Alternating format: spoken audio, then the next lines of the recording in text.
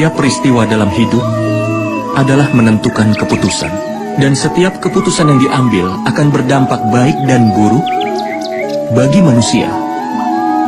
Dan dampak itu akan dirasakan untuk selamanya. Keputusan yang diambil saat ini bisa menghadirkan kebahagiaan atau kesedihan di masa depan. Bukan hanya untuk satu orang, tapi untuk sebuah keluarga dan masa depan generasi setelah itu. Saat seseorang berhadapan dengan sebuah dilema, hati pun jadi terganggu, lalu dipenuhi dengan kebimbangan. Saat untuk membuat keputusan pun menjadi sebuah pertempuran, dan hati pun jadi medan tempur. Kita banyak mengambil keputusan bukan untuk mencari sebuah solusi, tetapi untuk menenangkan hati seseorang. Tetapi, adakah yang bisa makan sambil berlari? Tidak. Lalu bisakah sebuah hati dalam keadaan yang kacau mengambil keputusan yang benar? Pada kenyataannya, saat seseorang mengambil keputusan dengan pikiran yang tenang, dia pasti akan punya masa depan yang bahagia. Tetapi, saat seseorang mengambil keputusan untuk menenangkan hatinya sendiri, itu akan memberi dia beragam penderitaan dan kesedihan di masa depannya.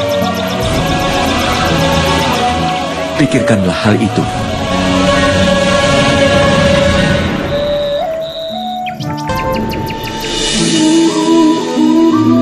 Rasa takut selalu berasal dari dalam hati manusia itu sendiri. Terkadang, ketakutan akan kehilangan kekayaan. Terkadang ketakutan dipermalukan. Terkadang takut terpisah dari mereka yang kau sayangi. Karena itulah, ketakutan saat ini sepertinya normal untuk semua orang. Pernahkah kau pikirkan itu?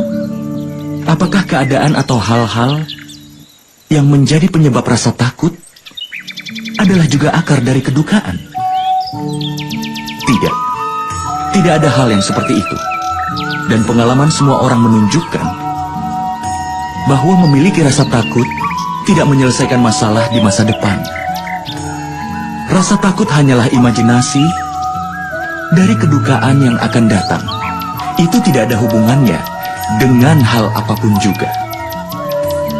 Meski sudah mengetahui rasa takut tidak lain hanyalah sebuah imajinasi, apa sulit untuk lepas darinya dan hidup di dunia ini tanpa rasa takut? Coba kau pikirkan itu.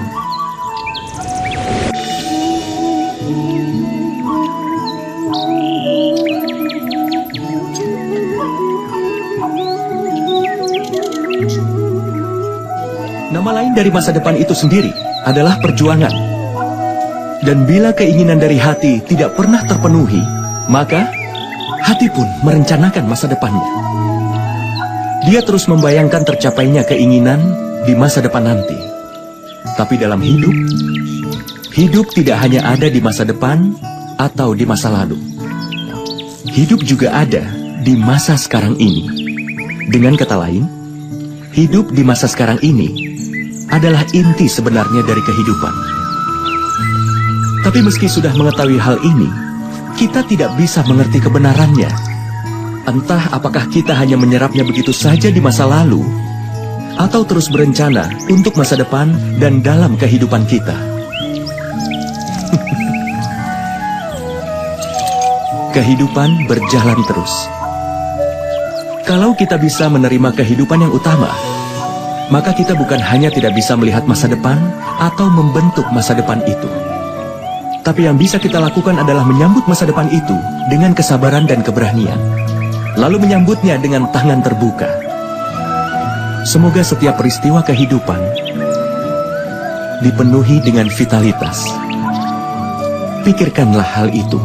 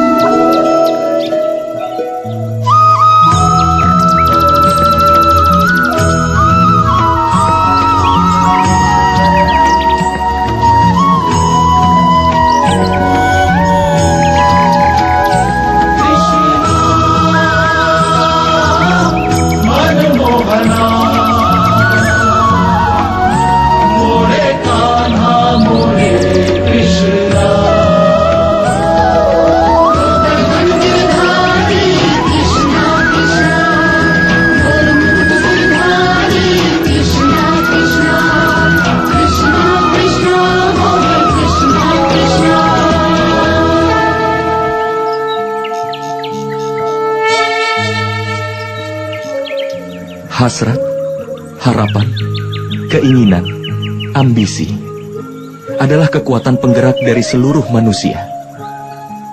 Benar kan? Kalau seseorang menanyakan identitasmu, lalu kemudian, seperti apakah jawabanmu? Pikirkanlah itu.